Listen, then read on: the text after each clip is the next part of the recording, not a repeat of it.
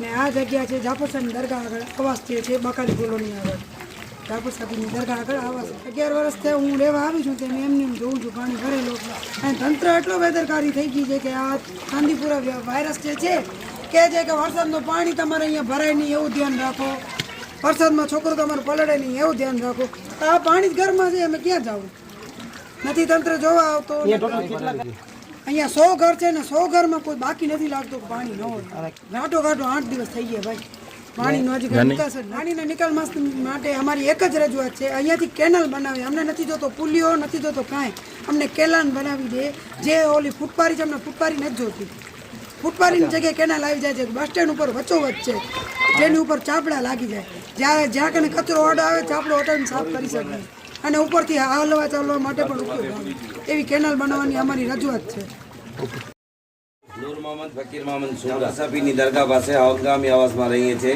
अमारे पानी की समस्या है. कोई काउंसिलर के कोई पण नगरपति के नगरपालिका कर्मचारी कोई आवतो नहीं.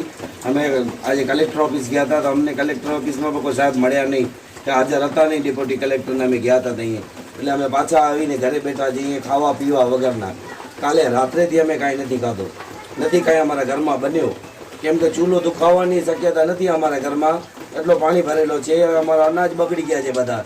ને અત્યારે કાસમ મામન સમા, આઈસુબેન ભજાણિયા એ અમારા કાઉન્સિલર છે વોર્ડ નંબર 1ના, એ કોઈ આવતા નથી. ત્યાં રોડ ઉપરથી ખેલતા ખેલતા હાલ્યા જાય છે અમને જોઈને.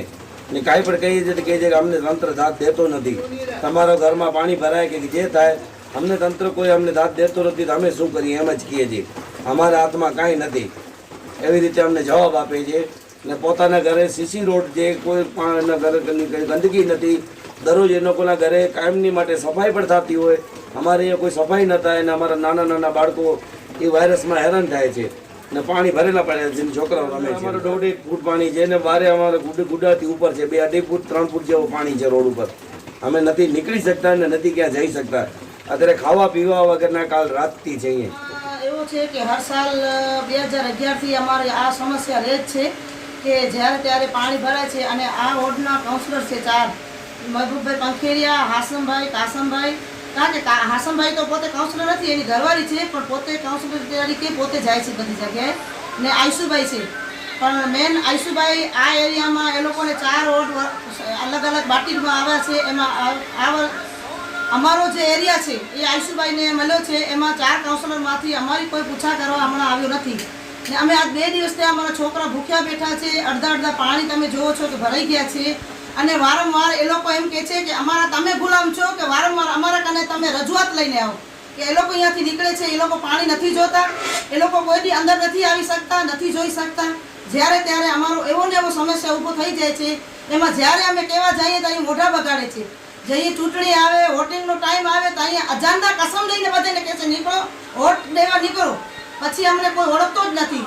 5 વર્ષમાં અમને કોઈ ગરજ પડતી નથી, કિલો નોટ માંગવા નથી જતા.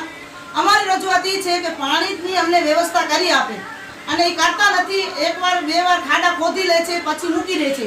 કાંઈ કેનાલ કરશું, નાલા નાખશું, કેનાલ કરશું, પછી ક્યાં જાય છે એ ખબર નથી પડતી. ને વારંવાર હર વર્ષે અમને ઈ જોઈ તકલીફ ઊભી રહી જાય છે.